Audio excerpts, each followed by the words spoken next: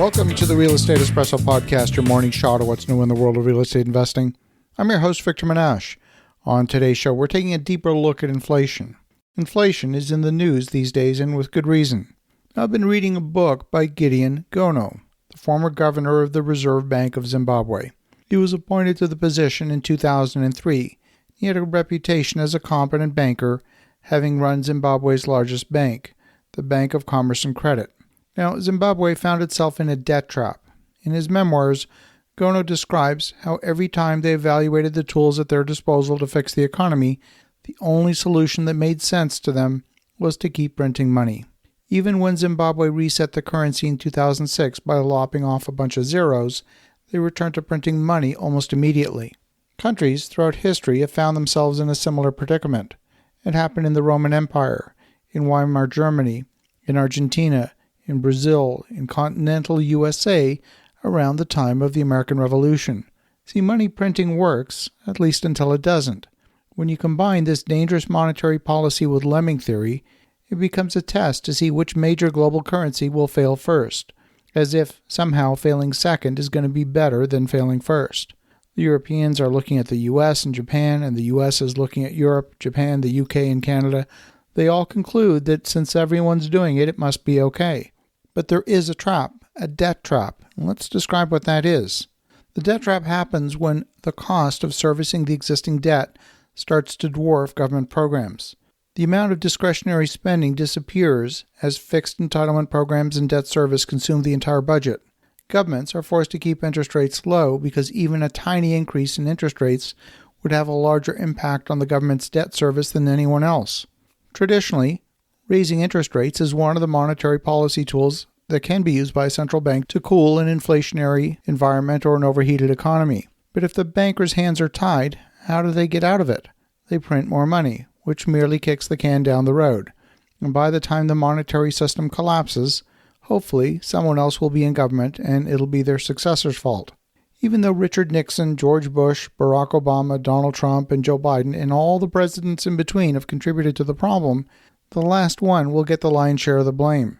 Even though Richard Nixon probably did more damage than any other president in recent history by taking the U.S. off the gold standard, he's long been forgotten. Now, over the last 18 months or so, the Fed has printed so much money that its balance sheet now stands at more than $8.3 trillion. That's nearly 10 times the size of its balance sheet from 2008, before the last financial crisis. By comparison, the U.S. economy has grown 23% in real inflation-adjusted terms since 2008. So the last 13 years has seen 23% real economic growth and 946% growth in monetary supply. Last year in particular, the M2 money supply grew at a rate higher than any other year in U.S. history apart from 1944. So what happens when inflation gets out of control? People on Main Street suffer the most. There's three principal impacts of inflation. Number one, it has the effect of wiping out purchasing power for those on fixed income. Number two, it has the effect of wiping out savings. And number three, it has the effect of wiping out debt, at least for those with fixed interest rates. This week, we're going to be taking a deeper look at inflation over the course of several shows. On today's show, we're going to be talking specifically about its very first impact, wiping out the purchasing power for those on fixed income. See, when you examine what happened in Zimbabwe, there are some possible clues as to what might happen in the future in some more developed economies. Let's look at teachers. Teachers are typically government employees, and the teaching sector in Zimbabwe partially decomposed as a large number of teachers left the profession due to hyperinflation that wiped out their incomes at a pretty fast pace. The official dollarization of the Zimbabwean economy in March of 2009 saw much of the teaching sector recompose, as most teachers who had left the profession eventually returned to work. What were they doing in the meantime? Well, they were taking part in the black market economy. They were trading, they were doing anything that they could do to survive. And during the same time period, the employees of the major banks did pretty well. There's a lot of reasons for this, and we don't have time to go into all of them. I'll give you one example. Bank employees had access to preferential exchange rates. So what they would do is they would purchase US dollars on the black market at night and convert them into local currency at better rates during the workday. By playing this arbitrage game on a daily basis, many bank employees were able to profit personally from the currency crisis. Migrating to other countries is also one of the options that often people resort to in the face of hyperinflation. We've seen it in Zimbabwe, we've seen it in Venezuela, Argentina, many other countries. We've seen migration as one of the solutions. And my friend Simon Black frequently speaks about how people need to have a plan B. If conditions in one country are highly problematic, having citizenship or residency in a second safe haven can be a real lifeline.